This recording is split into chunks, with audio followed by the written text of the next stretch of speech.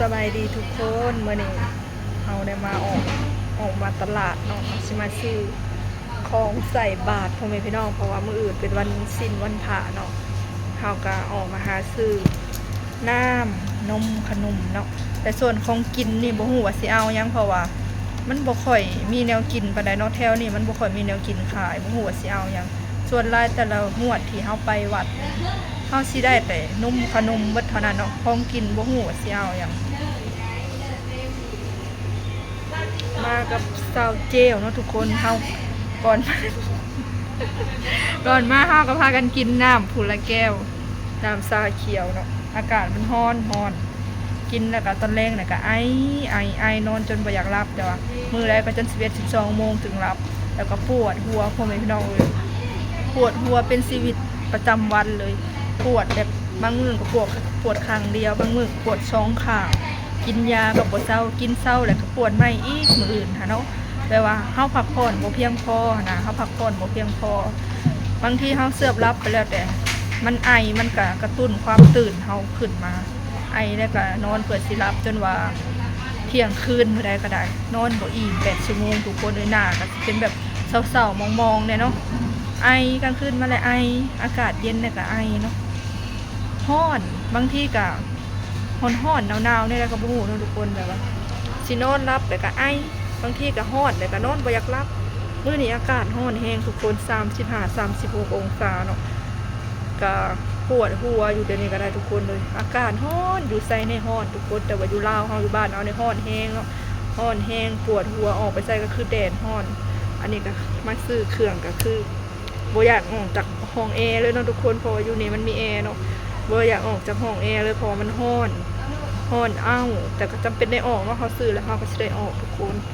เขาก็ซื้ออีหยังบ่ได้หลายดอกซื้อนิดหน่อยซื้อขนมซื้อน้ำมื้ออื่นลงวัดเด้อทุกคนวันศีลวันพระใหญ่เด้อมาเอาบุญนำกันเด้อทุกคนเดี๋ยวหาเลาะซื้อของอีกก่อนสิซื้อเป็นขนมหน่อยแบบนี้เนาะทุกคน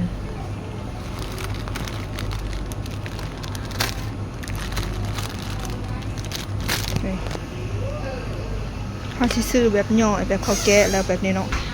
เดี๋ยวเราก็สิไปหาจ่ายเงินเพิ่นก่อนนะขนมอันนี้ละแซ่บทุกคนก่อนเข้ามานี่ก็พากันกินน้ำแล้วน้องคนละแก้วกับหมูอากาศมันร้อนอันนี้ก็จ่ายเงินเลยเนาะทุกคนอย่างเนาะอากาศมันร้อน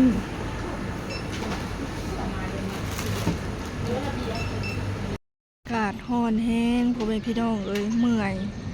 เป็นลม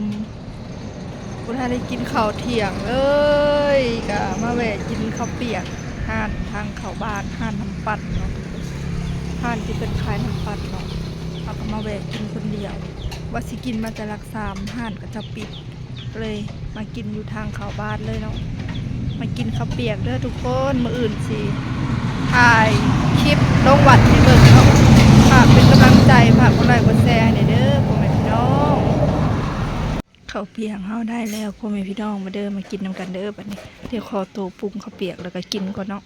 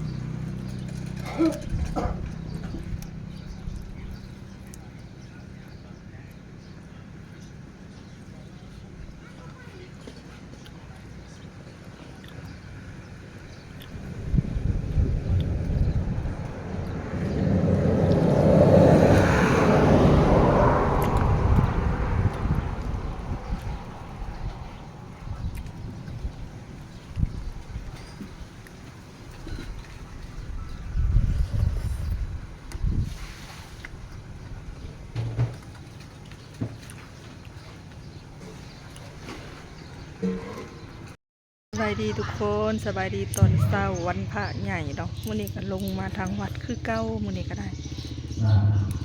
ตอนนี้ก็เป็นเวลา7 โมงเช้าแล้วเนาะลงมาก็ยังบ่ได้มีคนหลายเนาะคนทางกันน้อยเดียวหนึ่ง มาเด้อมาเอาบุญนำกันเด้อพ่อแม่พี่น้องใครที่เข้ามาเบิ่งคลิปนี้แล้วก็ฝากกดโฆษณาฝากกดไลค์กดแชร์ให้เด้อเนาะ ใช่ เริ่มเด้อทุกคน เพื่อนว่า เสนาเพิ่นมา ใบหน้า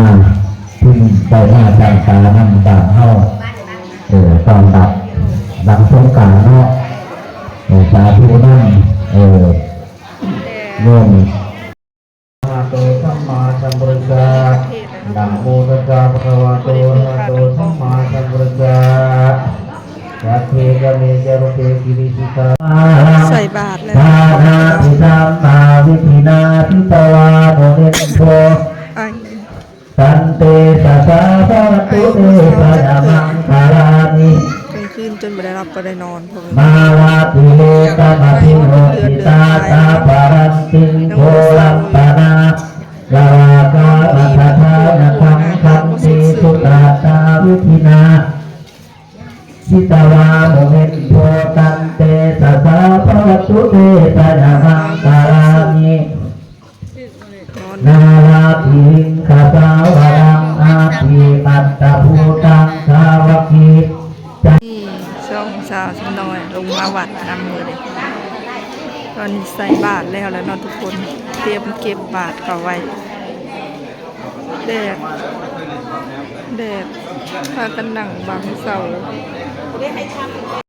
ตอนนี้ก็ถ่ายอย่างน้ำอย่างเดียว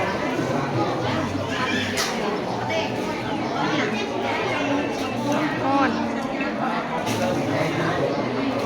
โลกมีไปแล้วไปสู่โลกเบื้องหน้า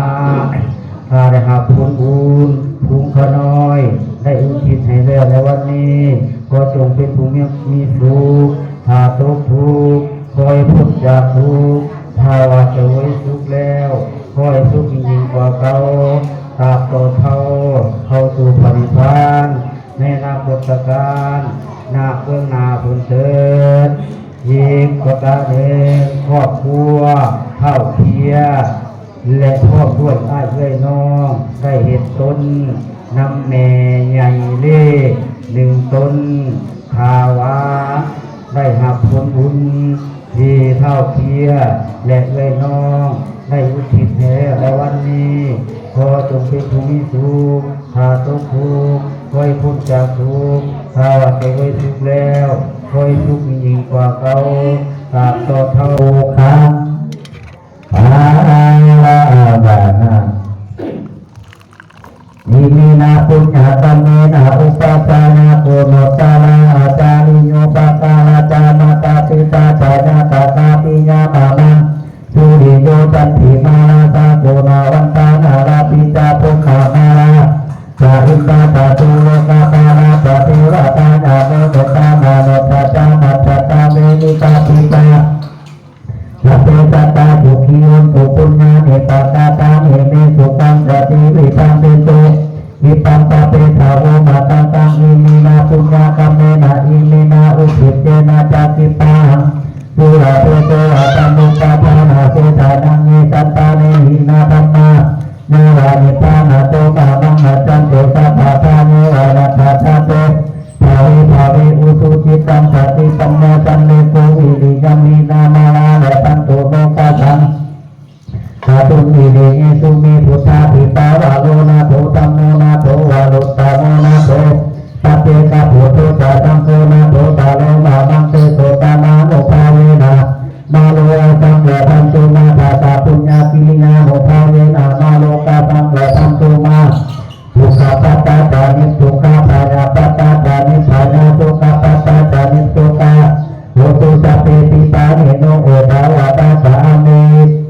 นี่ก็แล้วเลยเด้อพ่อแม่พี่น้องก็สิได้ขึ้นเมื่อก่อนเนาะเฮาก็ขี่รถมาเพราะว่ามันแดดร้อนข้านอย่างเมื่อสำหรับคลิปนี้ก็ขอจบเอาไว้สำหรับนี้ก็เด้อพ่อแม่พี่น้องคลิปหน้าพบพ่อกันใหม่ฝากเบิ่งโฆษณาให้เด้อเนาะฝากเป็นกำลังใจให้พ่อแม่บ่ได้มีคลิปลงทุกมื้อก็จะเฝ้าลืมกันเด้อคลิปหน้าพอกันใหม่เด้อเนาะอันนี้เพิ่นก็สิมากราบธาตุญาติพี่น้องเพิ่นเนาะทุกคนเฮาก็สิได้เมื่อก็เด้อบัดนี้คลิปหน้าพอกันใหม่บ่เอาหลายเนาะสบายดีสวัสดีจ้าบ๊ายบาย